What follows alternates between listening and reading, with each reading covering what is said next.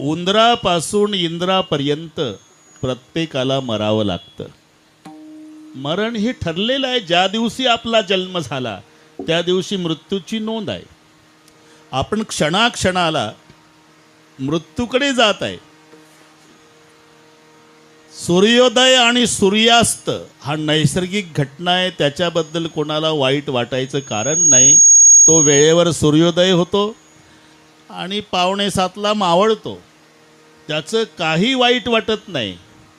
वाईट या गोष्टीचं आहे, भगवान रावचं जाणं म्हणजे भर दुपारी मावळलेला सूर्य आहे. लक्षात ठेवा.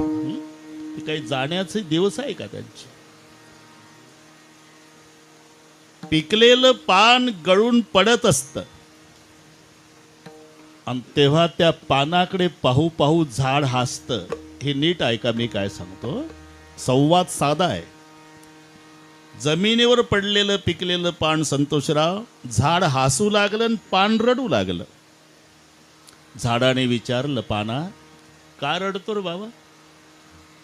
रडून सांगितलं, पत्ता कहे सुन वृक्ष राय, सदा रहो भरपूर, अब के बिछड़े कब मिलोगे, हम नीचे तुम दूर. रडण्याचं कारण सांगतंय पान. बाबा, हिरवागार होतो, तुझ्या सानिध्यात होतो, आनंद वाटत होता. आता पिकल्यावर गळून पडलो. आता वारा आला म्हणजे मी उडून जाईल. या जन्मी तुझी माझी भेट नाही याचं वाईट वाटतं. अब के बिछड़े कब मिलोगे, हम नीचे तू दूर. ते पिकलं पान गळल्याचं दुःख नाही. भगवान रावचं जाणं म्हणजे हिरवगार पान गळून पडलेलं. विठ्ठल फुलाच्या बागेमध्ये माळी दादा आला बरं का पाटील. माळी दादा आणि ते फुलं तोडू लागला. फुलं एक कळी दुसऱ्या कळीला सांगू लागली, माली आवत देखे कलिया करे पुकार. कळी म्हणाली, बघ तो माळी दादा फुलं तोडतोय. ती कळी म्हणाली, तोडू दे ना, तुझं न माझं काय नुकसान आहे. आज नाही ग, पण उद्या आपलं सगळे कळ्यांचं रूपांतर फुलात होणार आहे आणि परवाच्या दिवशी माळी आपलं असंच मुंडकं तोडणार आहे. हे आपल्याकरता सांगतो. माली आवत देखे कलिया करी पुकार, फुली फुली चुन लिए कल है हमारी बार. एक पहा तसा एकाची दहन, एक पहा तसा एकाची दहन, एक पहा तसा एकाची दहन. सावध त्या गुन्हेगारे न व्हा, सावध त्या गुन्हेगारे न व्हा, सावध त्या गुन्हेगारे न व्हा. समजू शकतो मी, समजलो काय नसते पाडते. एक पहा तसा एकाची दहने, सावध त्या गुन्हेगारे न व्हा. कितीतरी प्रेत यात्रा आपण एकमेकाच्या पाहिलेल्या, पण असं वाटत नाही की आपली अशीच अंतयात्रा एक दिवस निघेल म्हणून. आता मोठे मोठे महाराजही गेले पाटील. इंगळे बाबासारखे फार मोठी पोकळी निर्माण झाली. मुसलमान समाजाचा महात्मा कीर्तन करता करता गेला. अरे काय म्हणतोय. कबीर मोमीन लतीफा मुसलमान सेना नावी जाण विष्णू, यातायाती धर्म नाही विष्णुदासा. ज्याच्या करता जन्म जन्म मुनी जतन कराही, अंती राम कही आवत नाही. जन्मच्या जन्म ऋषीमुनी घालवतात तरी मरायच्या वेळेला मुखाला नाम येत नाही. मुसलमान समाजाच्या महात्म्यानं कीर्तन करता करता देह सोडला. पण लक्षात, मोठे मोठे गेले. भगवंताची कृपा आपण सगळे राहिलो. 1.5-2 वर्षाचा काळ गेला रमेश पाटील. आता आपण सगळे राहिलो ना. कोरोनापासून काय शिकायचं? एवढंच की आज या जन्मी शेवटच्या श्वासापर्यंत एकमेकावर जीवापाड प्रेम करा. एक दिवस जगाचा निरोप घ्या. काही घेऊन जायचं नाही. विठ्ठल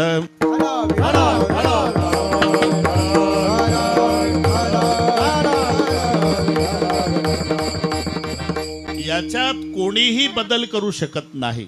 याचं कारण सांगतो. पिरिलब्ध पहिले रचा, पाछे रचा शरीर. पहिली रचना प्रारब्धाची आहे आणि मग रचना शरीराची आहे. तुमच्या भाषेत पहिले रूळ टाकले मग रेलगाडी धावली. आधी रेलगाडी नंतर रूळ नाही. जुने लोक सांगतात जेसीबी नव्हता महाराज तेव्हा, मग गोऱ्या साहेबाचं राज्य होतं. ते काळे काळे लोक रेड्यावर माती, गाढवावर मातीन तो भराव टाकला.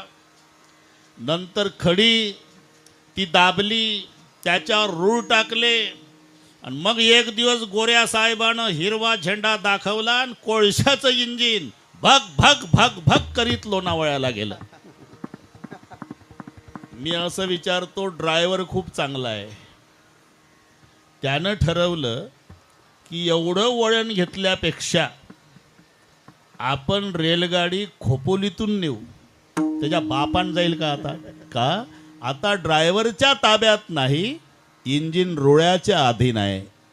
तसं प्रारब्धाची रचना आधी आहे, नंतर देहाची आहे.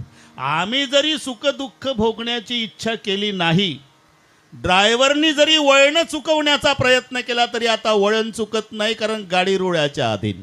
तसं आम्ही दुःख न भोगण्याचा प्रयत्न केला तरी ते चुकत नाही. का? शरीर प्रारब्धाच्या अधीन. देहतम आहे प्रारब्धाची माय, देहतम आहे प्रारब्धाची माय, देहतम आहे प्रारब्धाची माय, देहतम आहे प्रारब्धाची माय. हो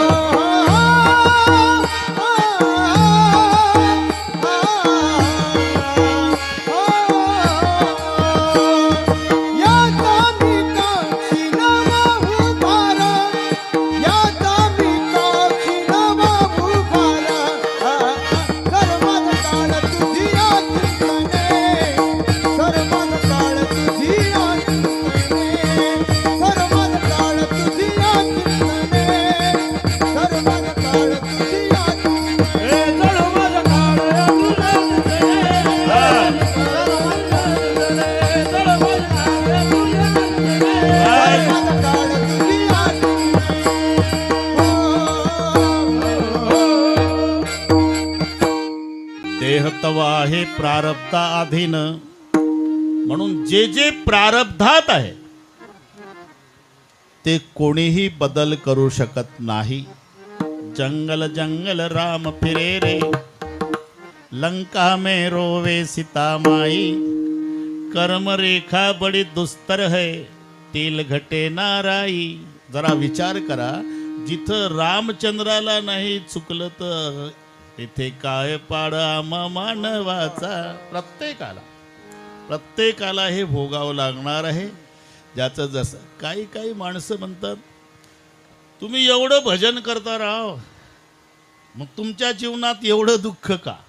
आणि आम्ही कधी भजन करीत नाही, सप्ताला वर्गणी नाही, होत असला तर सप्ताह होऊ देत नाही, एकही तमाशा चुकवत नाही, एकही दिवस शुद्धीवर नाही, तरी आम्ही एवढे सुखी का? अरे कोण म्हणतंय तुम्हाला देवाचं भजन केलं म्हणजे प्रारब्धात बदल करता येतो? देवाचं भजन कशाला? मी असं विचारतो, कभी गर्मी कभी सर्दी, कभी गर्मी कभी सर्दी, ये तो कुदरत के नजारे है. प्यास तो उसे भी लगती है जो नदी के किनारे है. तुम्हाला काय वाटतं, नदीच्या काठाला बसलं दिवसभरनं पाण्याकडे बघितलं म्हणजे तहान लागत नाही का? तसं देवाचं भजन केलं म्हणजे प्रारब्ध भोगावं लागत नाही का? अरे भजन कशाला? रात्रंदिवस देव त्यांच्या सोबत आहे. तरी कृष्ण साह्य पांडवासी, कृष्ण साह्य पांडवासी,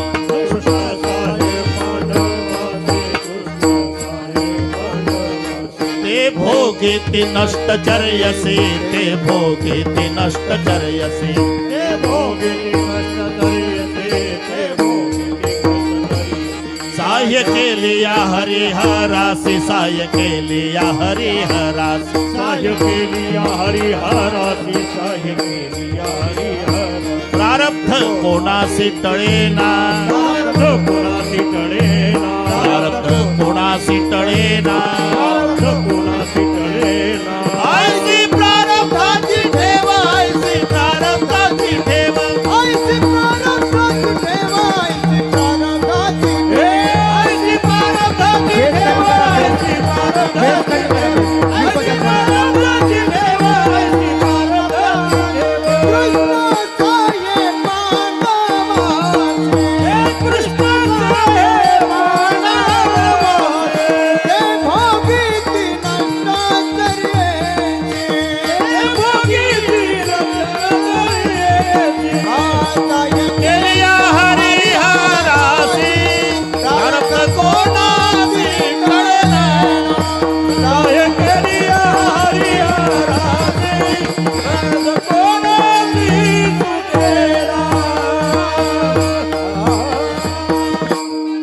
भजनच काय, ज्याचं भजन करतोय आपण तो भगवान रात्रंदिवस त्यांच्या सोबत आहे.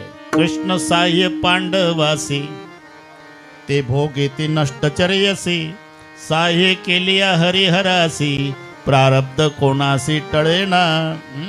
हा अभंग नामदेवाचा आहे, त्याच्यात नाही सापडत. हा ना, नाही तर पान तुकोबारायच्या गात्यात. पण मी म्हणतो कविता म्हटल्यापेक्षा अभंग बरे नाही का. ऐसी आता बरं पूर्ण म्हणूनच दाखवतो, जाऊ द्या, नीट ऐका आता, होऊन जाऊ द्या. कृष्ण साह्य पांडवासी ते भोगिती नष्टचर्यसी, साह्य केली हरिहरासी प्रारब्ध कोणासी टळेना. ऐसी प्रारब्धाची ठेव झाले भिक्षुक पांडव, राज्य घोडे भाग्ये सर्व सांडेला ठाव प्रारब्धे. कामबुद्धीचे सुख अति मानती ते मूर्ख, चंद्रासी लागला कलंक इंद्रासी दुःख प्रारब्धे. शरीर संचिता अधीन धर्मराजा हिंडे वनवन, कर्मे बुडाला रावण आणि दुर्योधन प्रारब्धे. हरिचंद्र तारा मती घोर वनांतर भोगिती, नळराव पुरुषार्थी तयाच्या विपत्ती प्रारब्धे. कर्मरेखा टळेना बाण लागला जगजीवना, कृष्णे सांडिल्या गोपांगना हे नारायणा प्रारब्धे. पतिव्रता सुषय दमयंती पाय पोळे, ऐसे अनिवार कपाळ भोगी दुष्काळ प्रारब्धे. फिरत असता काय झाले मध्ये प्रारब्ध ओढवले, जानकीस राक्षसे नेले दुःख भोगविले प्रारब्धे.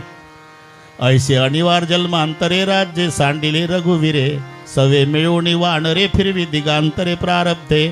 संचिताधीन शरीर पूर्ण ब्रह्म रामचंद्र, रघुपती विष्णूचा अवतार पाठी जन्मांतर नामा म्हणे.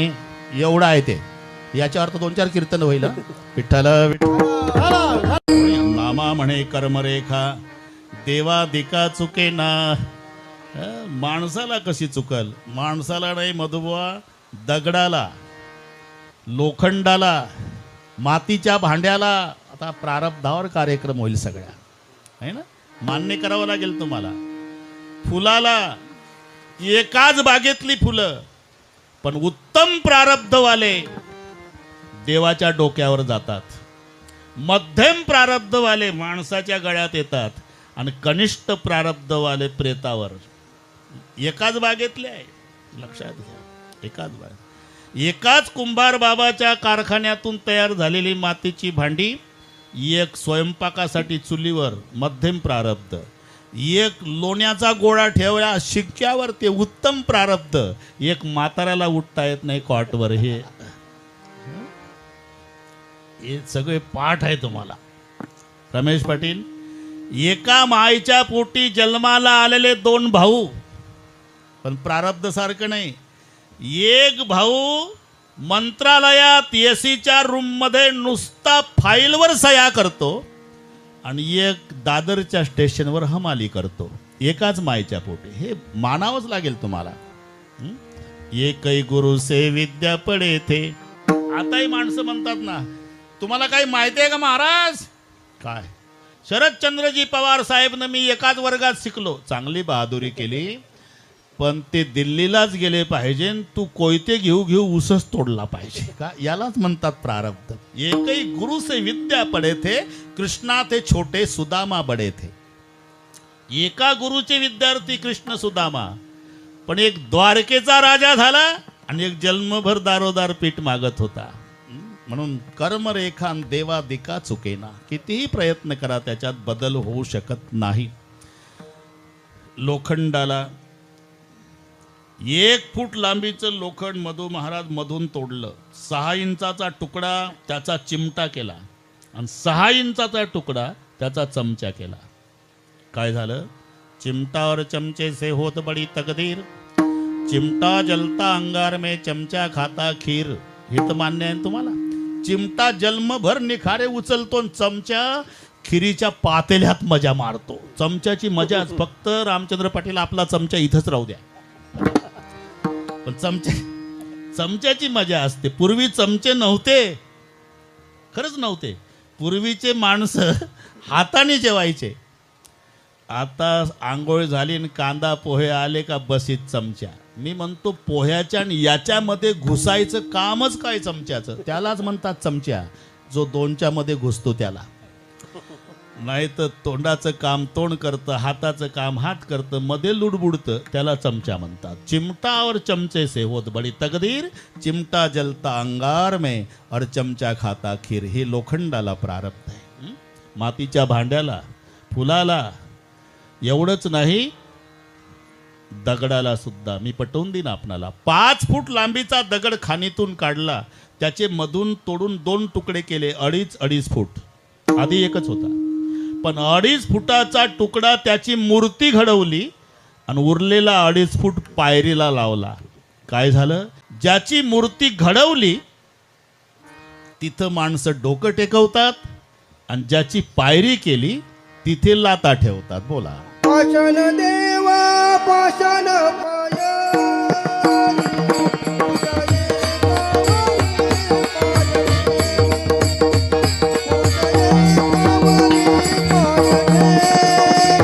थोडा आवाज.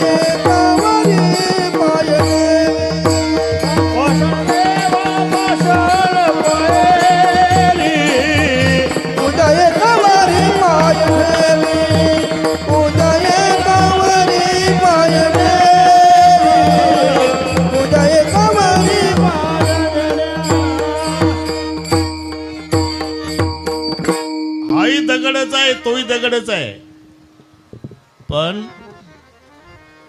एकाची पायरी केली, एकाची मूर्ती केली. प्रमाण म्हटलं महाराजांनी, बरोबर, योग्य. पाषाण देव पाषाण पायरीन पूजा, एकावरी पाय ठेवी.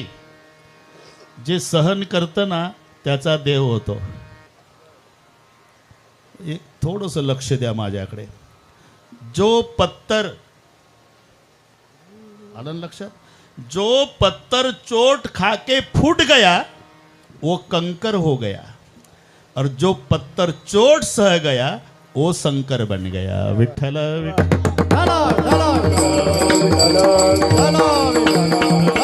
हे दगडाला प्रारब्ध आहे, लोखंडाला प्रारब्ध आहे, मातीच्या भांड्याला आहे, फुलांना आहे, प्रेताला सुद्धा. प्रेताला एक प्रेत पाटील येड्या बाबळीजवळ रोडच्या काठाला कुत्रे भोवताल बसून पोलीस पंचनाम्याला 3 दिवस बेवारस. हे प्रारब्ध. आणि एक प्रेत जसा नवरदेव सजवला म्हणाल कोणी, आणि लाखो माणसं प्रेत यात्रेला. हे प्रारब्ध. किसी की लाश पर फूलों की लड़ी है, तो किसी की लाश बिगर कफन की पडी है. म्हणून जिथं प्रेताला सोडलं नाही तर जिवंत माणसाला कसं. याचे आहे, बरोबर आहे, बरोबर करतो मी, काळजी करू नका. 3 हे कर्माचे 3 विभाग आहे. एक प्रारब्ध, एक क्रियमान आणि एक संचित. हे कर्माचे 3 प्रकार आहे. अगदी सुटसुटीत सांगतो. सध्या जे भोगतोय ना आपण, हे प्रारब्ध आहे. साठवलेलं आहे ना, हे संचित आहे. आता चालू आहे, हे क्रियमान आहे. हे नसल पटत तर शेतातलं पीक शेतकऱ्याला कळलं असं, हे क्रियमान. कणगीत साठवलं ते संचित, आणि गिरणीवर दळायला नेलं ते प्रारब्ध. मग होतं काय, काही काही माणसं जेवण आपल्या घरी करतात आणि तंबाखू खायला दुसऱ्याच्या घरी जातात. सवय असतात काहींची. बरं संतोष बुवा, तंबाखू खाता खाता त्याच्या ताटाकडे पाहतं ते काय खातं म्हणून, आणि मग दुसऱ्या दिवशी पालेगावात चर्चा. का? त्याच्या शेतामध्ये अख्खं ज्वारीचं पीक आहे राव, तरी रोज चपात्या खातं. आणि माझ्या शेतात अख्खा गहू आहे तरी रोज भाकरी. तो चपात्या खातो, तुला कसं माहित? मी त्याचा तंबाखू खातो ना म्हणून. हे बघ, चालू जेवण आहे ते आताच्या पिकावर नाही. आता भात शेतामध्ये आहे, तो खाऊन आला का तुम्ही? गेले वर्षी पिकला होता, तो कणगीत भरून ठेवला आणि त्याचं जेवण करून तुम्ही आज आला. तू अख्खा गेले वर्षी शेतामध्ये ज्वारी पेरली होती, त्यानं अख्खा शेतामध्ये गहू पेरला होता, त्यानंही भरून ठेवला, तूही भरून ठेवला. आता तुझ्या शेतात पूर्ण गहू आहे, त्याच्या शेतात ज्वारी आहे. दिसायला ज्वारी आहे, पण भरलेला त्यानं गेल्या वर्षीचा गहू आहे. तुझ्या शेतात दिसायला गहू आहे पण भरलेली ज्वारी आहे, आणि म्हणून तुला 12 महिने भाकरीचा आहे आणि त्याला 12 महिने चपात्याचा आहे. काय आजचं जेवण गेले वर्षीच्या पिकावर आहे, तसं आताच सुख दुःख मागच्या संचितावर आहे. भोगतो ना घडे संचिता वाचुनी, भोगतो ना घडे संचिता वाचुनी, भोगतो ना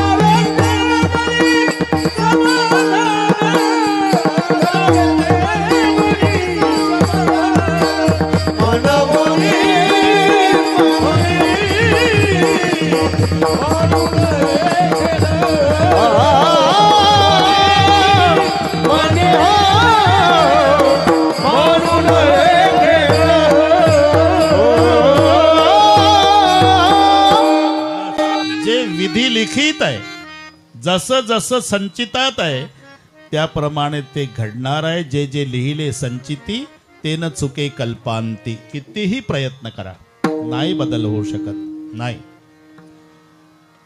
मग संचित म्हणजे साठवलेलं धान्य, प्रारब्ध म्हणजे दळायला नेलेलं, आणि शेतातलं पीक म्हणजे क्रियमान. हे पिकलं मग संचितात म्हणजे कणगीत साठवलं, आणि कणगीत साठवलेलं दळून आणलं.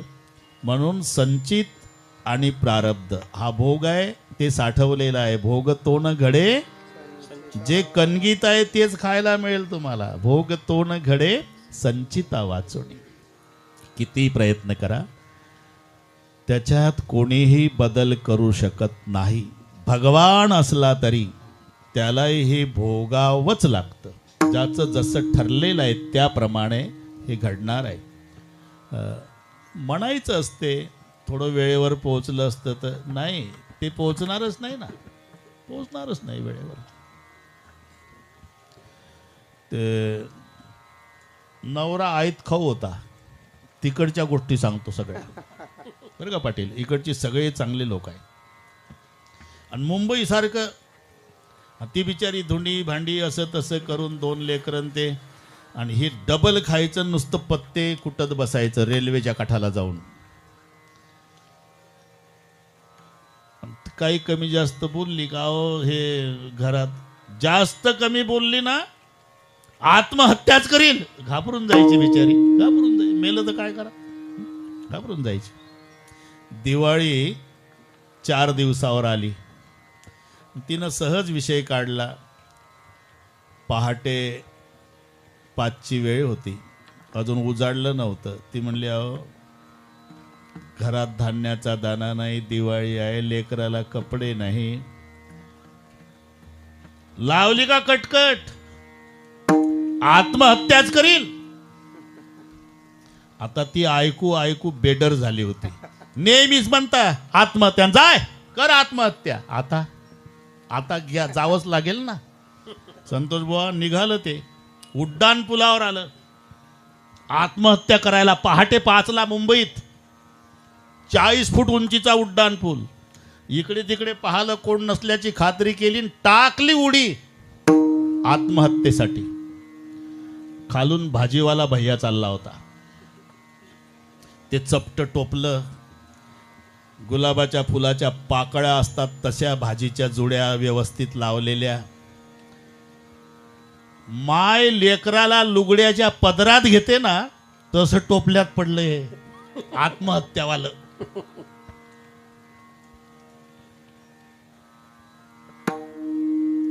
ते नाही मेलं, भाजीवालं मेलं. बरं ते घरून, बरं पाटील, घरून सांगून आलं होतं मुलांना, काळजी करू नका बाळांनो, आज जेवढ्याची भाजी विकल्या जाईल ना तेवढ्याचे फटाकेच आणतो. त्याचे लेकरं खुश होते, पप्पा फटाके आणणार. ते पुलाखाली मेलं. आणि याची बायको खुश झाली होती, कायमची कटकट गेली. हे दुपारच्या जेवणाला गेलं. मी का सांगतो, अरे जे जे लिहिले संचिती, बस त्याप्रमाणे हे घडणार म्हणजे घडणार. म्हणून ते आधी ठरलेलं आहे. मी सांगून गेलो, प्रमाण होऊन गेलं. प्रिलब्ध पहिले रचा, पाचे रचा चरीर, तुलसी चिंता क्यों करे रे, भज भज रे रघुवीर. भोग तो न घडे संचिता वाचुनी. मग जे संचितात आहे त्याप्रमाणे घडणार आहे ना. म्हणून करावे ते मनी समाधान. हे पहा, तुम्ही आम्ही जीवनाच्या यात्रेमध्ये एकत्रित आलेलो यात्रिक आहो. या फलीकडे फार मोठा संबंध नाही आपला. आपण प्रवासी आहो. भेटी झाल्या हे भाग्य आहे. इथं प्रवासीच आहो, सगळे प्रवासी.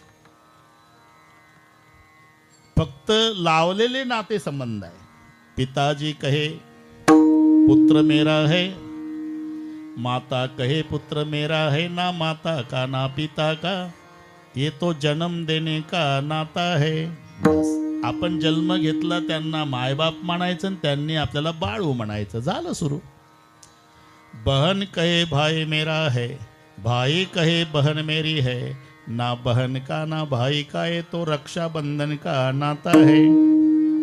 बरं का मधुबुआ. ससुरा कहे जावई मेरा है, और सास कहे जावई मेरा है, ना ससुरे का ना सास का, ये तो लड़की देने का नाता है. तू तो काया नगर का सौदागर, तुझे अपने वतन पे जाना है. एक प्रवासी एका गावात आला. त्याला उतरायचं होतं, रात्रभर कुठंतरी मुक्काम करायचा म्हणून एका फकीराला भेटला. फकीर मुस्लिम समाजातला महात्मा. फकीर जी बोलो, दूर से यात्रा करते करते थक गए, एक रात विश्राम करना है, तो कोई बस्ती बताओ. बोले आओ मेरे पीछे. फकीर पुढं, हे माग. फकीरानं नेलं कब्रस्तानमध्ये. त्याला वाटले ऐकायला गेलं का नाही, याला काय. बोले फकीर जी, मैंने आपको क्या कहा था कि दूर से पैदल आए, थक गए यात्रा करते करते, तो एक रात विश्राम करना है, कोई बस्ती बताओ. तो स्मशान भूमि ले आए. बोले गधे, बस्ती बस्ती क्या बकवास करते हो, वो तो धर्मशाला है, कुछ दिन रहना पड़ता है, आखिरी का पूरा निवास कब्रिस्तान होता है. मैंने सोचा था बनाऊंगा दुनिया में मकान, लेकिन मेरा असली ठिकाण स्मशान में था, ये मुझे मालूम न था. जायचं आहे प्रत्येकाला. आणि ज्याचं जेवढं विधिलिखित आयुष्य आहे. प्रवास हा वयमानावर नसतो. प्रवास, आपण प्रवासी आहो, केवल बिछड़ने के लिए है ये मेल मिलाप. आता तुम्ही 7 ते 9 कीर्तनाला आले गोंधळी बाबा, कशासाठी? कीर्तन ऐकासाठी आम्हालाही कळतं, पण 9 वाजल्यानंतर आपल्या घरी जाण्यासाठी. नायलनच्या दोरीनं जरी बांधून ठेवलं ना महेशनं तुम्हाला, तरी दोऱ्या तोडून घरी जाल तुम्ही. केवल बिछड़ने के लिए है ये मेल मिलाप, एक मुसाफिर हम है, एक मुसाफिर आप. म्हणून हा प्रवास आहे. तुम्ही आम्ही एक कल्पना करा, पालेगाव म्हणजे एक रेलगाडी आहे. त्या गावातले घरं म्हणजे रेलगाडीचे डबे आहे. आणि घरातले माणसं म्हणजे डब्यातले प्रवासी आहे. मग प्रवास कशावर आहे? वैमानावर, तिकिटावर. नीट ऐका, तिकिटावर आहे. ज्याचं तिकीट जिथे संपतं तिथे त्या प्रवाशाला उतरावं लागतं. मग तिकीट संपल्यावर तो प्रवासी उतरतोच ना. हो. मग जर तिकीट संपल्यावर उतरावंच लागत असेल तर मनवुनी मनी मानू नये खेळ. मना बोली मनी मानू नये मनवुनी मनी मानू नये खेळ.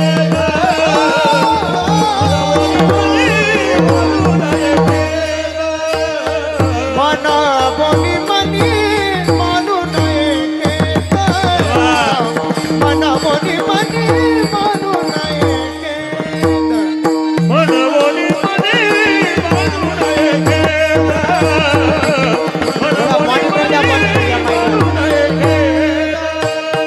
मनाबा गोविंद वेळ वेळ मनाबा गोविंद वेळ वेळ मना बोली मनी मानू नये मना बोली मनी मानू नये मनवा गोविंद मनवा गोविंद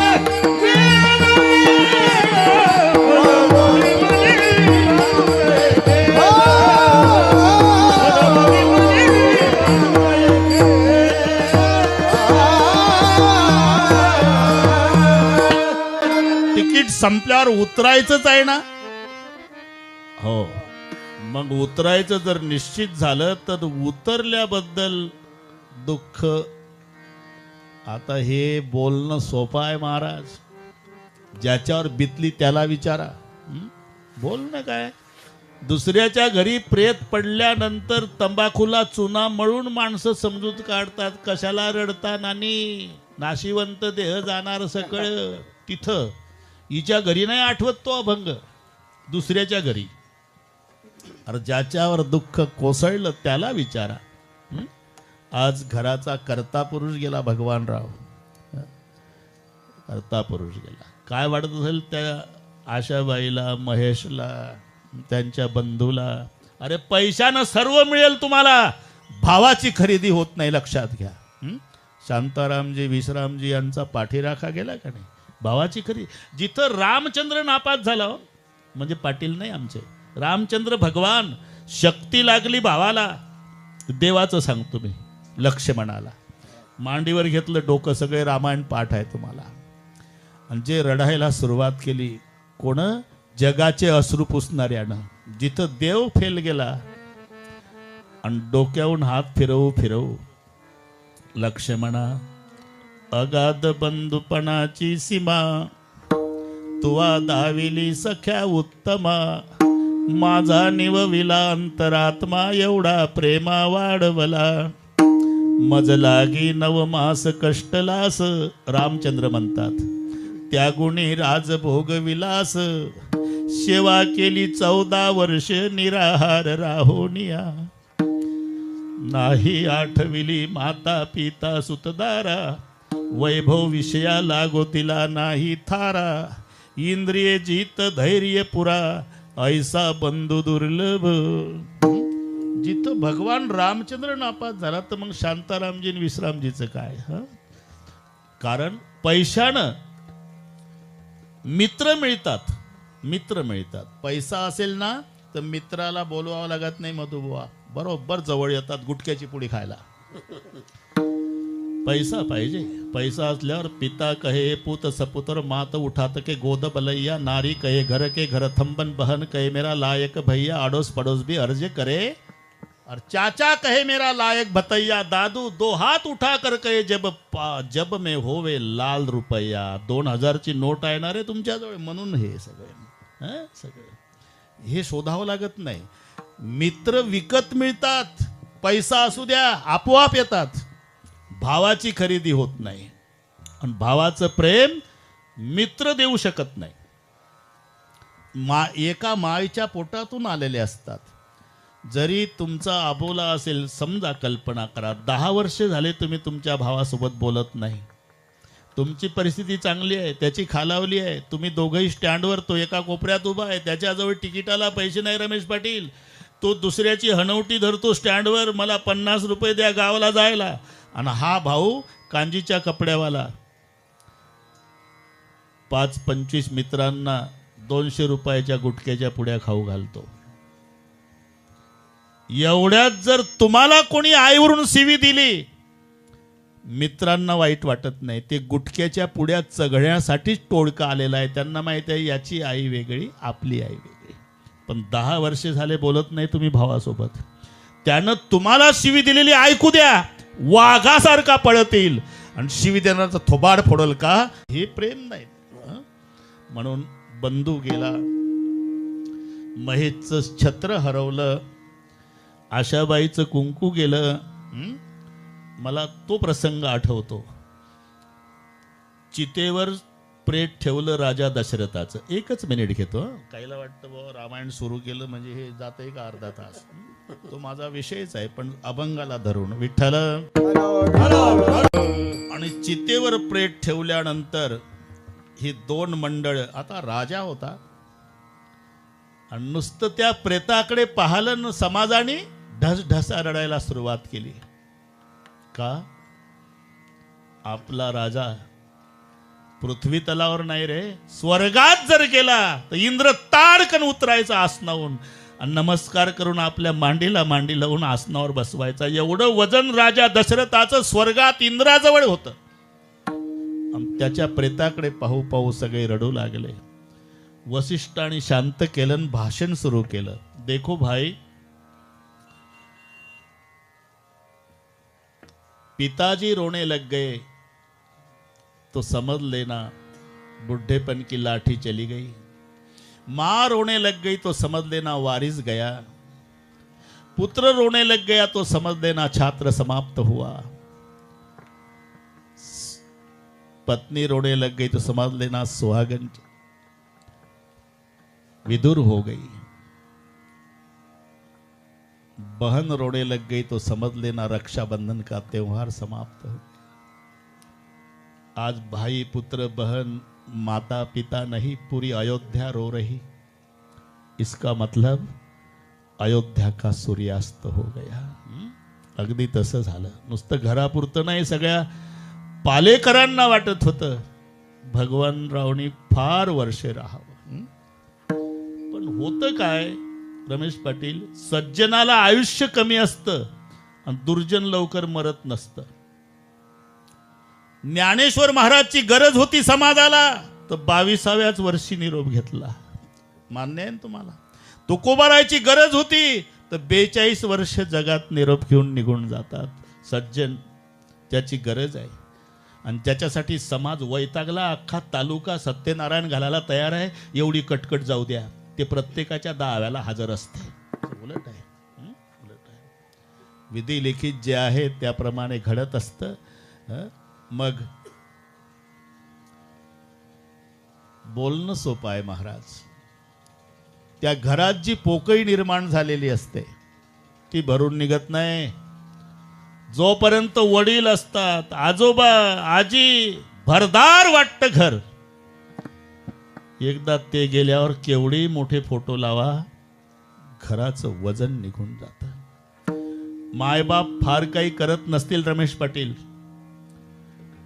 म्हातारपणचे मायबाप म्हणजे निरंजन आहे देवाऱ्यातली. निरंजन, अंधुक प्रकाश असेल, ट्यूबलाईट सारखा जरूर नाही, मान्य आहे, ट्यूबलाईट सारखा प्रकाश नाही, पण निरंजन सारखा अंधुक प्रकाश म्हणजे म्हातारे मायबाप.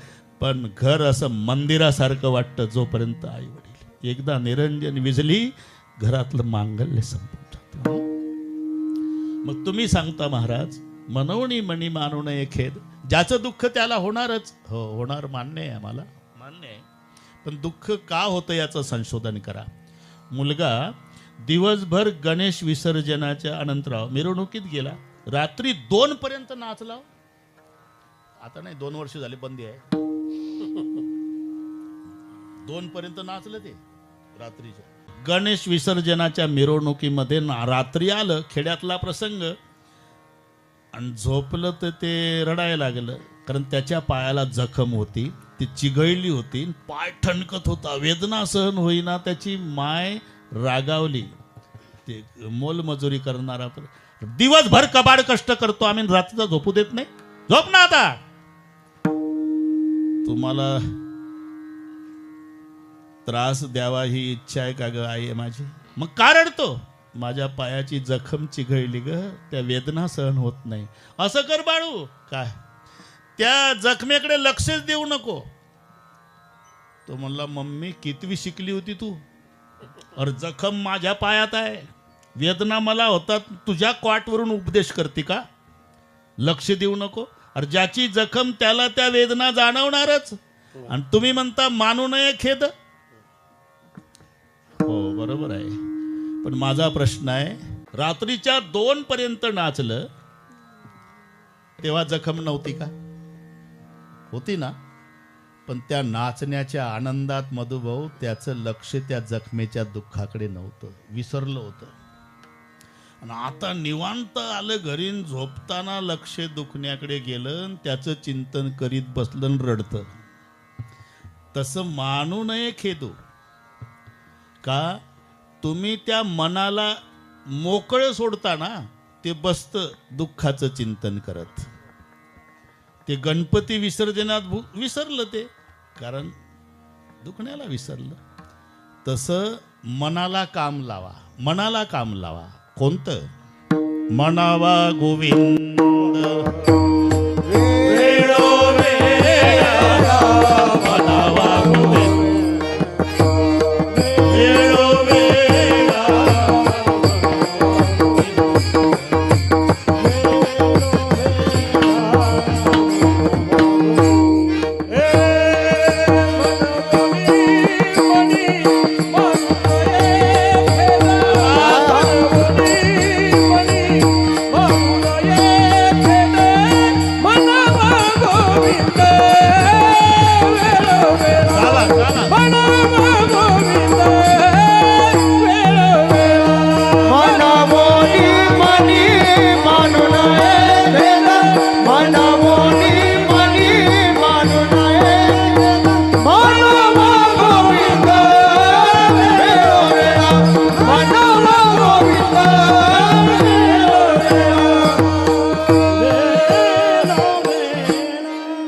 जसं ते नाचलं 2 वाजेपर्यंत, त्याच्या मनाला काम लागलं होतं गणपती विसर्जनात नाचणे, म्हणून ते दुःखाचा विसर पडला, रडलं नाही.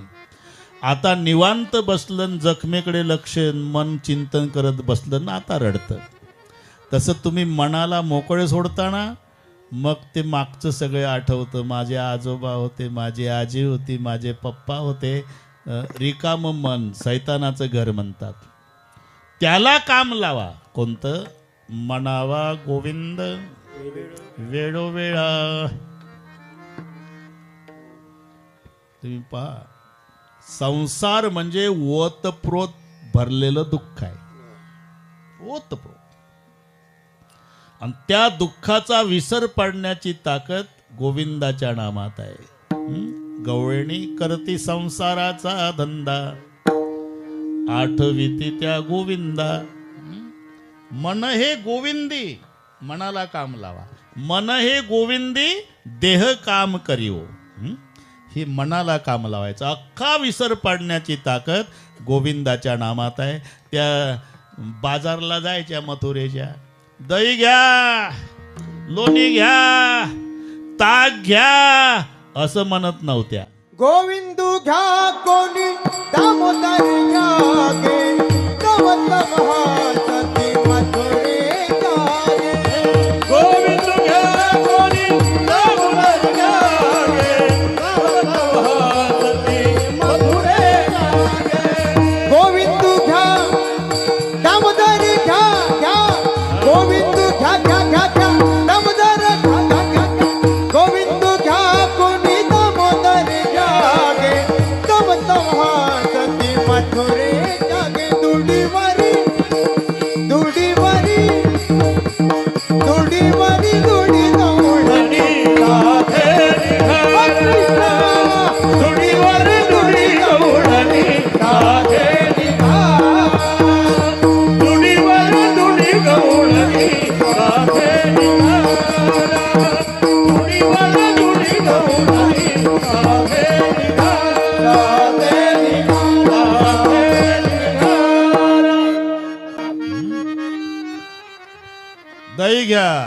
लोणी घ्या म्हणत नाही, गोविंद घ्या कोणी दामोदर घ्या गे. तव तव हासती मथुरेच्या गे. पण हसू दे ना, हसू द्या. तुका म्हणे हासे जन, तुका म्हणे हासे जन, नाही कानते ठाई, नाही कानते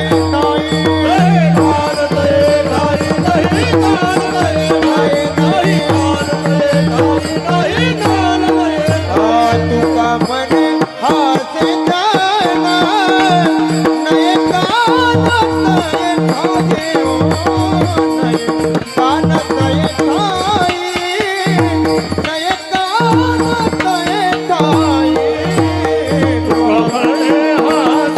जन, नाही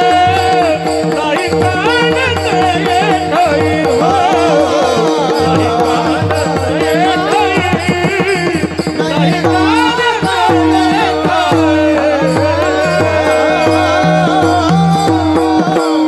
हासे जन नाही काणते ठाई. पूर्ण दुःखाचा विसर पडण्याची ताकद संतोषराव गोविंदाच्या नामात आहे.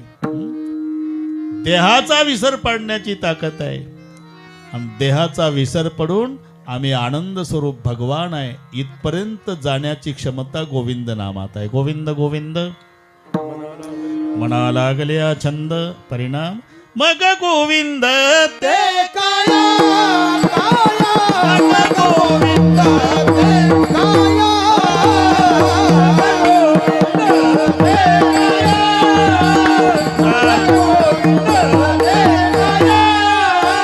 मग गोविंद ते काया काया गोविंद ते काया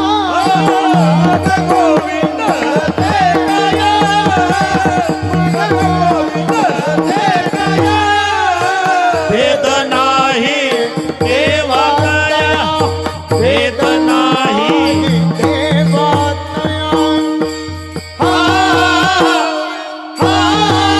गोविंद ते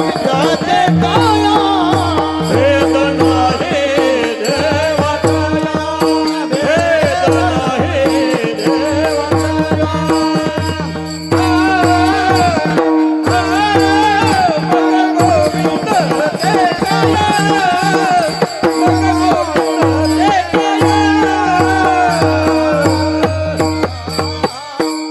परिणाम गोविंद गोविंद म्हणा लागल्या छंद मग गोविंद ते काया, भेद नाही देवा तया. मग देव कसा आहे? सुखरूप ऐसा तुझा कोणी सांगा. म्हणजे पूर्ण दुःखाचा विसर पाडण्याची ताकद या गोविंदाच्या नामात असल्यामुळे मनवणी मनी मानू नये खेद, आणि होत असेल तर विसर पाडण्याकरिता मनावा गोविंद वेळोवेळा. एकदा संप्रदायपूर्वक भजन घेऊ. महेश भाऊ त्यांचे काका शांताराम विश्रामजीचं त्यांचंही मार्गदर्शन या पोराला आहे. दिवसभर पित्याच्या स्मरणार्थ अन्नदान चालू आहे, हरिपाठ हे सगळे कार्यक्रम मधू भाऊ तर माझ्या आधी हजर आहे. बस खूप आनंद, खूप आनंद. ठोब्बार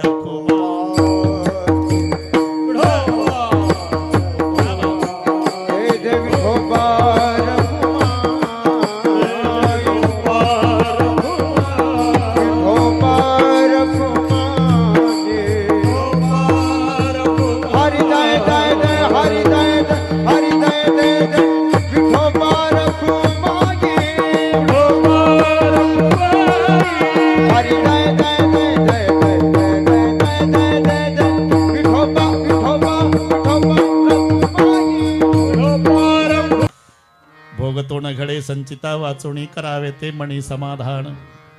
मनवणी मनी मानू नये खेद, आणि होत असेल तर मनावा गोविंद वेळोवेळा. माणसाचा एक स्वभाव आहे रामचंद्र पाटील, चांगलं झालं पठ्ठ्यानं केलं, वाईट झालं देव कोपला. अरे तो कोपलच कशाला? तो कृपेचा समुद्र आहे. तुकोबारायने वाद घालताना लक्षात ठेव देवाला आपुला तो बोल साच करी का कृपा सिंधू म्हणतील तुला कृपेचा समुद्र म्हणतात ना. मग कृपेचा समुद्र जर भगवान आहे अनंतराव तो कोपल कसा. देव कोपला आमचं देवानं काही बरं नाही नाही त्याचा नाही दोष त्याचा नाही. मी असं विचारतो फाशी देणं हा न्यायाधीशाचा स्वभाव आहे का. अरे फाशी ते लिखाण केल्यानंतर वाईट वाटतं न्यायाधीशाला. या माझ्या हातच्या लेखणीकडून एक जीव गेला आणि ती मोडून फेकून देतो पुन्हा वापर करत नाही. न्यायाधीशाला वाईट वाटते. मग न्यायाधीशानं फाशी दिली नाही. फाशी कोण दिली लटकवणाऱ्यानं नाही. उत्तर शोधा. न्यायाधीशानं फाशी दिली नाही. फासावर लटकवणाऱ्यानं फाशी दिली नाही. गुन्हेगाराच्या गुन्ह्यानं फाशी दिली हे त्याचं उत्तर आहे. तसं आपणाला जे दुःख भोगावं लागतं याला कारणीभूत आपलं कर्म आहे. म्हणून आणि करू सावे अलगे बहुता आणि करू सावे अलगे बहुता आणि करू सावे नलगे बहुता आणि करू सावे नलगे बहुता आणि करू सावे नलगे बहुता आणि करू सावे नलगे बहुता आणि करू सावे नलगे बहुता आणि करू सावे नलगे बहुता.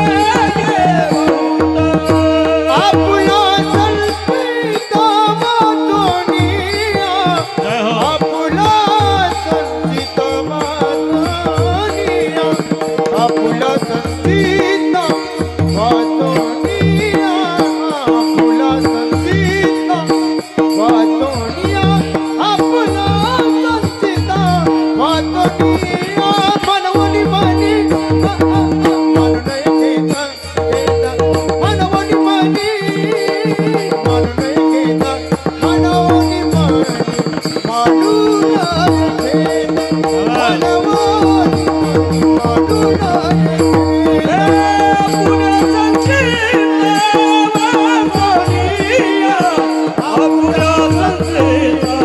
नये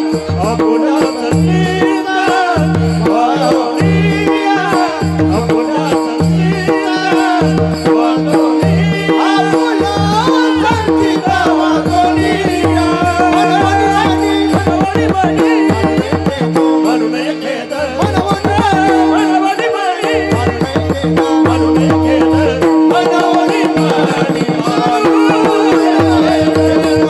मनवनी मनी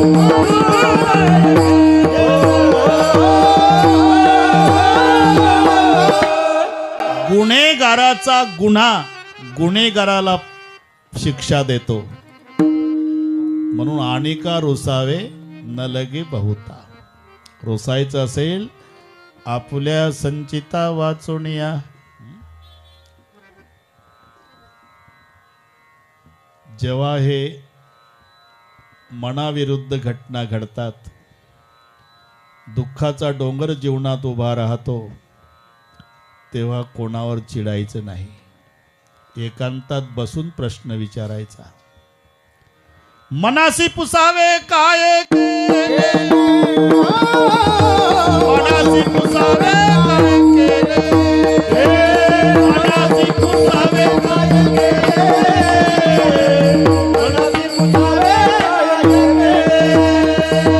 तुका म्हणे आता जना का रुसावे तुका म्हणे आता जना करू सावे तुका म्हणे आता तुका म्हणे आता जना करू सावे मनासी पुसावे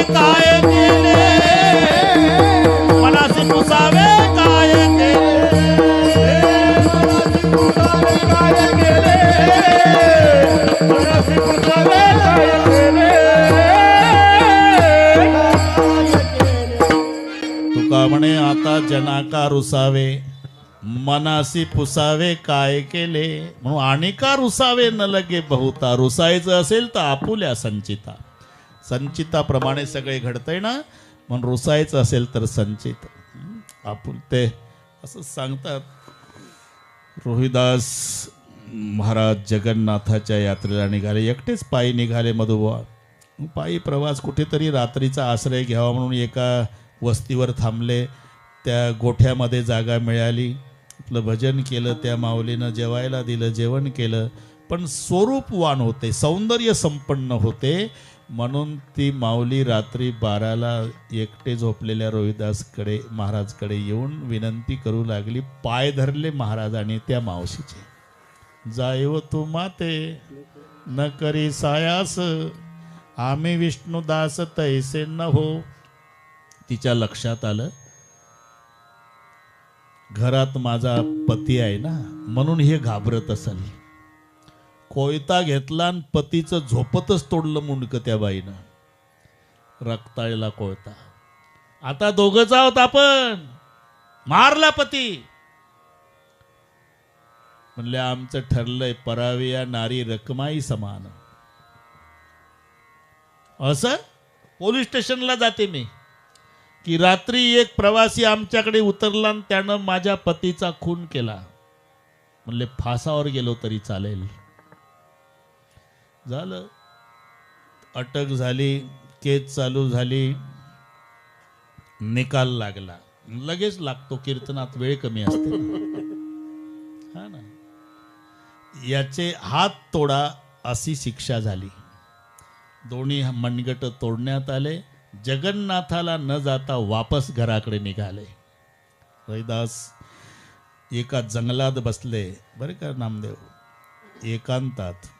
डोळ्याला धारा लागल्या, रडू लागले. जगन्नाथा, अरे तुझं दर्शन करणाऱ्याचे हात तुटतात विना अपराध, काय तुझं तोंड पाहावं आम्ही. स्वतः जगन्नाथ भगवान पालखी घेऊन आले. मागव, मी जगन्नाथ भगवान आहे रोहिदास, तुझं तर तोंड नाही पाहत देवा. तुझ्याकडे यायला निघालो तर हात तेच सांगायला आलो. डोक्यावर हात ठेवला जगन्नाथ भगवंताने. लख प्रकाश सूर्यासारखा. आठव मागचा, आठव मागच्या जन्मी एक कासाबाच्या हातून गाय सुटली होती. कासाब मागणं पळत होता, गाय पुढं, आणि तू इकडून रस्त्यानं चालला होता. कासाब म्हणता गाय पकडाओ, गाय पकडा, गाय. तू पळत गेला आणि दोन्ही हातानं गायीची मान पकडली, कासाबाच्या ताब्यात दिली. त्यानं नेली, कत्तलखान्यात त्या गायीची कत्तल केली. ती गाय या जन्मी ती बाई झाली आणि तो कासाब तिचा नवरा झाला. त्यानं मुंडकं तोडलं होतं का नाही गायीचं, आता तिनं याचं तोडलं. म्हणले ते त्यांचं बरोबर आहे देवावर. तेच सांगतो, जरा दम काढ. काही कारण होतं का? पळत गेला आणि दोन्ही हातानं गाय पकडली, म्हणून त्या गायीची कत्तल झाली. म्हणून मागच्या जन्मातले गुन्हेगार हात या जन्मी तोडले. आणि का रुसावे न लगे बहुता, आणि का रुसावे न लगे बहुता, आपल्या संचिता वाचवणे,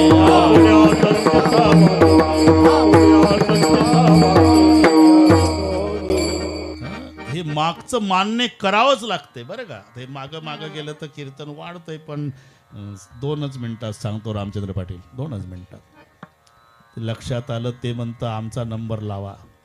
ती गोष्ट म्हणते मला आमचा नंबर लावा आज भगवान रावच्या निमित्ताने. बरं ठीक आहे सांगतो. ते सुदामजीचं सगळे पाठच आहे तुम्हाला. असं का झालं त्याचं कारण, एक ब्राह्मणीन होती, विधवा होती, तिला 2 लेकरं होते, जंगलात झोपडी करून राहत होती. कुठंतरी 4-5 घरं मागून आणायची बिचारी रमेश पाटील. त्याच्यावर ते जगा दिवसभर भजन करायची. एक दिवस काही नाही, एवढे हरभरे साप मिळाले तिला. अर्धे खाऊ घातले मधुबुवा लेकरांना. उद्या काही नाही मिळालं तर लेकरं उपवासी राहतील म्हणून अर्धे ठेवले गाठोडी बांधून. ती उतरंड असते ना मातीची, त्याच्यामध्ये रात्री 12 वाजता झोपली, चोर आले. आता गरीबाच्या घरी काय, पण ते उतरंड शोधली आणि त्याच्यामध्ये ही गाठोडी. आता दागिन्याचे मनीन हरभरे सारखेच असतात. चोरट्याने डोकं चालवलं, गाठोडी हे दागिन्याचीच. हं? दागिने समजून चोरटे पळायला लागले आणि ते उतरंड पडली. ती ब्राह्मणीन जागी झाली, चोरट्याच्या माग पळाली असेल 10-15 फूटनं, म्हणाली, जा घेऊन हरभरे. अरे माझा नवरा मेला 5 वर्षापूर्वी, भीक मागून लेकरं जगवते, उद्या माझ्या लेकराला काही मिळालं नाही, पाणी पाजून राहावं लागेल त्यांना. लेकरासाठी गाठोडीत बांधलेले हरभरे चोरून नेता? शाप आहे माझा. हे हरभरे जो खाईल तो जन्मभर दरिद्री राहील. ब्राह्मणींचे शब्द चोरट्यांच्या लक्षात आलंय, तर हरभरी आहे, दागिने समजतो आपण. ते संदीपाणी आश्रमापासून पळत होते चोरटे, म्हणले कशाला न्यायचं, दिले फेकून गाठोडीची गाठोडी. आणि हे ब्राह्मणींचे शब्द सुदामजीनं ऐकले होते. जागा होता रात्री 12 वाजता. दुसऱ्या दिवशी सरपण आणायला पाठवलं गुरु मातेनं, तर तीच गाठोडी दिली होती. भूक लागन तर खा बाळांनो, कारण शोधा. आणि ते पुढे सुदामजीनंच खाल्ले सगळे हरभरे. ही माहिती आहे, मी नाही तर तास लागल याला, ते आलं कळलं. पुढे द्वारकेचा राजा झाला देव. सुदामजी भेटीसाठी गेला. सगळे लक्षात आलं, फक्त वेल्डिंग करून देऊ तिथपर्यंत. आणि मग सगळे षोडोपचार झाल्यावर एकांतात बसले दोघच मित्र बालपणचे, एक राजा एक भिकारी. जुन्या आठवणी काढल्या रमेश पाटील, निघतात ना जुन्या आठवणी. सुदामा, जी देवा, तुला आठवतं का रे, पाऊस पडत होता, गुरुमातेनं सरपण आणायला पाठवलं होतं, भूक लागली होती दोघालाही, एकट्यानं हरभरे खाल्ले होते. मी विचारायचो, काय खातो रे सुदाम्या? तू म्हणायचा, गारटलो पावसानं दात वाजतात. हे राजमहालातली चर्चा 2 मित्रांची. आठवतं देवा, तुझ्या पायात काटा बोचला होता सुदामा, ते आठवतं. निघेना.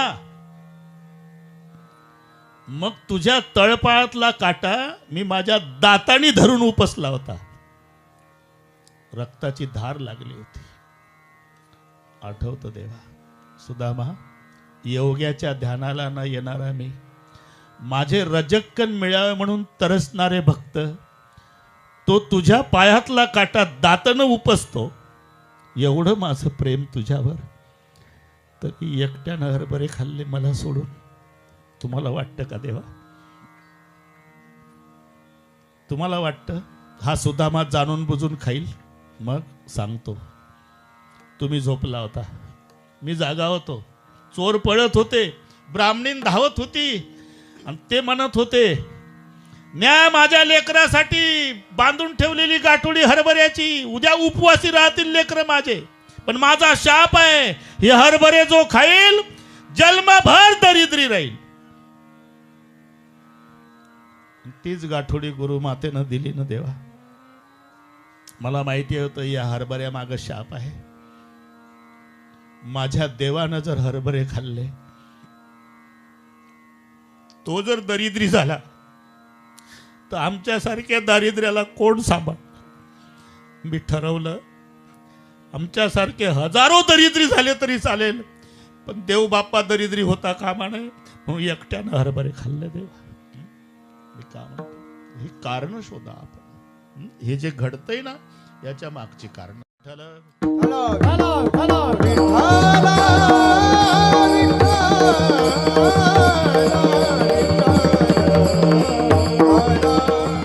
म्हणून मी दारिद्र्य अवस्था भोगली देवा. सगळे लोक सांगायचे, तुझा मित्र द्वारकेचा राजा झाला, जा मदत मागायला, तरी मी येत नव्हतो. का? याच्यात माझ्या देवाचा काही दोष नाही. मी हरभरे खाल्ले ज्याच्या माग शाप होता, म्हणून मी तुमच्यावर रुसलो नाही देवा जन्मभर. आणि का रुसावे न लगे बहुता, रुसलो ते माझ्या संचितावर. आपुल्या संचिता वाचून या. कारण एक माझ्याकडे देवानं खातं दिलं. हसवणारे कोट्यावधी महाराज आहे, रडवायचा कार्यक्रम मला दिला एकट्याला. विठ्ठल विठ्ठल, आता आम्ही काय करावं? फक्त एवढंच म्हणावा गोविंद वेळोवेळा. त्याचं नाम घेणे, त्याचं नाम घेणे म्हणजे जबाबदारी टाकणे असा त्याचा अर्थ होतो. हे नसेल पटत तर ते नसतं का पाटील? आता हे तर आमचे वारकरीच पाटील आहे सगळे. पंढरपूरला त्याची बायको अनंतराव माग असते पुस्तकाचं बंडल घेऊन चंद्रभागेच्या वाळवंटात, आणि तो पुढं गळ्यात हार्मोनियम त्याच्या, ते पुढं म्हणतं हे माग. 7व्या दिवशी 6वीचा फेरा, गोपी बाळा तिनं जपून धरा, निज त्या वेळेला आंघोळा करा, जो बाळा जो रे जो. मग ही मागणं म्हणते शिवाजीचा पाळणा. दुकान किंमत 20 रुपये, फिरतं दुकान, आणि त्यांच्याजवळ तेही पुस्तक असते.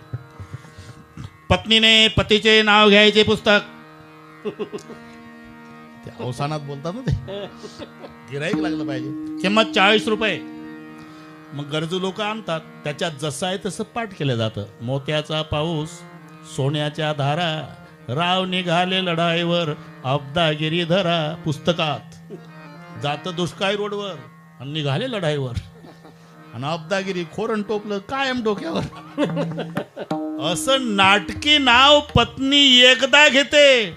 गोंधळी बाबा, एकदा पत्नी नाव घेते तर तिचा पती त्या बदल्यात तिचा जन्मभर सांभाळ करतो. हे तर मान्य आहे ना?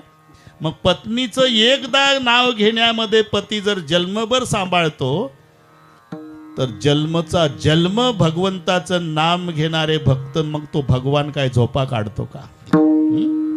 तुझी चिंता त्यासी सर्व आहे,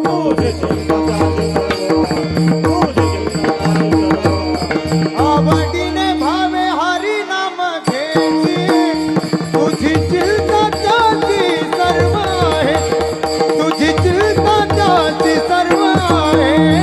आवडीने भावे हरी नाम घ्यायची, तुझी चिंता त्याची सर्व आहे, तुझी चिंता त्याची सर्व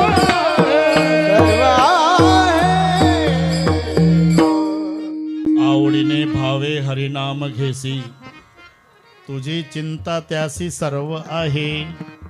म्हणून नाम घेणे म्हणजे जबाबदारी टाकणे, म्हणजे भार घालणे. लक्षात घ्या, लक्षात घ्या. काही करू नका. आलो मी बरोबर तिथं. वेल्डिंग कसं कुठं चाललं हे तुम्हाला माहिती आहे. द्रौपदीला ओढत आणलं सभेत, बरं का मधुबा. तेव्हा तिनं सर्वांच्याकडे पाहिलं. वेळ कमी असल्यानं सर्वांच्याकडे पाहिलं. 5 पतीनं सुद्धा सहकार्य केलं नाही. आपल्या बाहुबलानं रक्षण करण्याचा प्रयत्न केला, पण अबला. मग 4 मिनिट 9ला कमी असताना फोन लावला द्रौपदीनं. हॅलो, गोविंद द्वारकावासी. धावला, लगेच आला. वेळ कमी असते ना. ते सर्व पाठ आहे तुम्हाला. आता पुढचं ऐका. 12 वर्षाचा वनवास झाला अनंतराव पाटील. 12 वर्षाचा वनवासात गेल्यावर भेटीला दोघं गेले. कसे राहतात, काय खातात हे बघण्यासाठी. कोण? तिचा भाऊ, त्याचं नाव दृष्टद्युम्न, आणि जगाचा बाप श्रीकृष्ण. हे नीट ऐका. दोघं वनवासात पांडवांना भेटण्यासाठी. चोपडं होतं, मृगाजीन घातलेले, आणि जसे आपले सख्खे भाऊन जगाचा बाप पाहला, द्रौपदी पळत आली, जंगलात देवाच्या गळ्याला बिलगली. वैभव आठवलं नसेल का हो मागचं? रडू लागले. आणि रडता रडता द्रौपदीचे प्रश्न आहे, देवा कथम नु भार्या पार्थानाम. महाभारत. तव कृष्ण सखी विभो दृष्टद्युम्नस्य भगिनी सभाम कृषत मादृशी. तिचे प्रश्न आहे. अर्जुनासारख्या वीराची मी बायको आहे. कथम नु भार्या पार्था नाम. जगाच्या बापाची सखी आहे तव कृष्ण सखी विभो. आणि हा माझा भाऊ महारथी आहे. एकटा अनेक रथ्यांसोबत लढाई करतो. त्याची मी सख्खी बहीण आहे. 10,000 हत्तीचं बळ असलेला हा भीम. मला माहिती आहे देवा, जगामध्ये 3 जण गांडीव धनुष्यावर बाण लावू शकतात. 3. एक श्रीकृष्ण, एक भीम आणि एक अर्जुन. हे गांडीव अर्जुनाकडे आहे.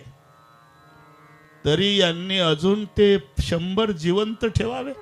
धिक बलम भीमसेनस्य धिक पार्थस्य धनुष्मताम यो माम विप्रकृताम शूद्रन मर्शयताम. जनार्दन रडू लागले. मला त्याचं वाईट वाटत नाही देवा. तुला कळत नव्हतं का की माझ्या द्रौपदीला आता हे ओढत आणणार आहे. द्रौपदी, जुगार खेळायला बसले तुझे मिस्टर. त्याच दिवशी कळालं पुढे काय होणार आहे. मग तू का नाही आला, इतका उशीर का लावला? त्याचं कारण आहे, माझ्यावर जबाबदारी टाकल्याशिवाय मी त्याच्या प्रकरणात लक्ष घालत नाही. जबाबदारी टाकली नाही, मी होतो ना तिथं.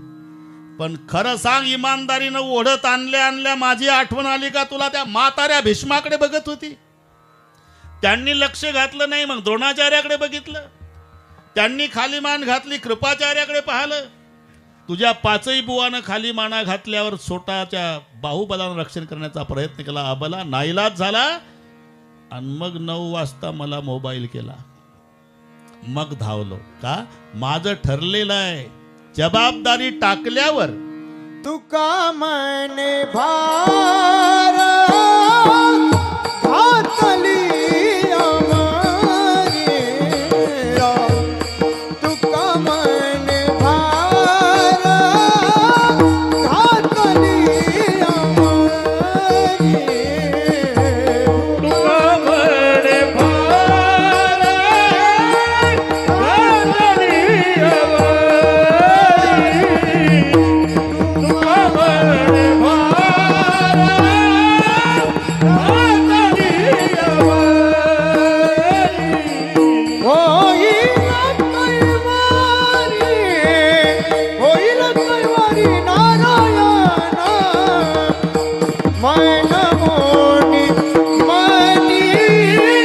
भार घातली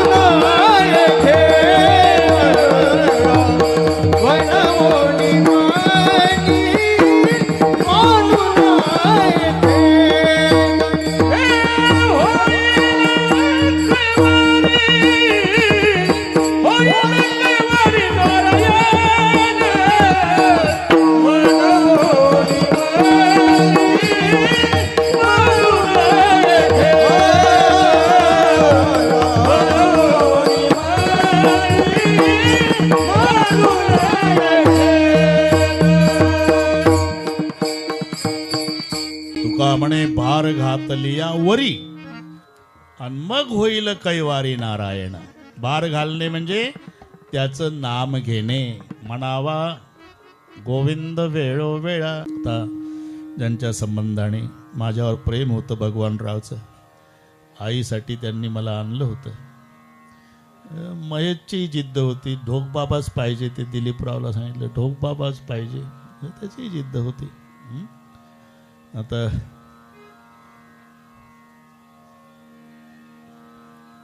त्याच्यावर फार मोठी जबाबदारी आली.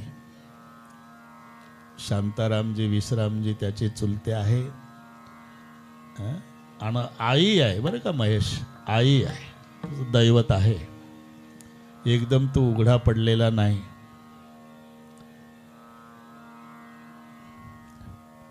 पण सुदामजीला वाटे लावलं होतं देवानं. 1 मिनिट घेतो बा पुन्हा. सुदामजीला ते कपडे काढून घेतले द्वारकेतले आणि त्याचीच लंगोटी. त्याला वाटलं होतं बुवा एवढ्या कपड्यानं जाऊ दिलं तरी मी कळमलीला इकून टाकीन ना, त्याच्यावर चालेल आपले 1-2 महिने. आणि देवाचा उद्देश होता की ह्या कपड्यात गेलं तर चोरटे लुटतात याला, त्याचा हेतू. ते आणणारे त्या दिवसची लंगोटी याची धुतलेली झालं. पहिल्याच ड्रेसवर सुदामजी, बरमुडा नाही ते लंगोटी. पण द्वारकेच्या बाहेर सोडायला जगाचा बाप, काय प्रेम असेल रामचंद्र पाटील, जगाचा बाप सोडायला मित्राला. तिथून पायदळ जायचं आहे. आता दोघंच आहे एकांतात. सुदामजी जाताना म्हणाले, कन्हैया मैं थक गया हूं, भीख मांग के खाता हूं, दोबारा आपकी भेंट होगी या नहीं पता नहीं, लेकिन मेरी प्रार्थना है तुम्हारे ऊपर दुनिया की जिम्मेदारी है, तबीयत का ख्याल रखो. कोण? नुसता हाडाचा सापळ्या झालेला सुदामा जगाच्या बापाला सांगतो, तबीयत का ख्याल रखो. अनंतराव तेव्हा भगवान रडून बिलगले सुदामजीच्या गळ्याला आणि एवढंच वाक्य बोलले, सुदाम आज तू नहीं, मेरा नंद बाबा बोल रहा है. मी का सांगतो हे लक्षात घ्या. तसं त्या लेकराला महेशला आठवण येत नसेल का? पण चुलते आहे. हे पहा, दुरून दुरून बघा तुम्ही, दूर से देखे तो समुंदर, दूर से देखे तो समुंदर, लेकिन नजदीक जाके देखो तो प्यासा बहुत है.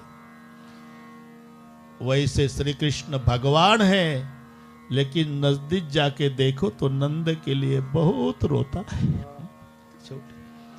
आता किती कर्तबगारीनं मोठा होऊ द्या त्याला, त्याच्या पाठीहून शाबासकीची थाप अख्ख्या गावाने टाकू द्या, पण भगवान रावच्या शाबासकीत जे प्रेम आणि आनंद होता तो टाटा बिर्लाच्या नाही. पुत्राच्या विजये पिता संतोषित झाला. तेव्हा त्यांचे काका असे शांतारामजी विश्रामजी असतील, त्यांची आई आशाबाई असेल, तो स्वतः महेश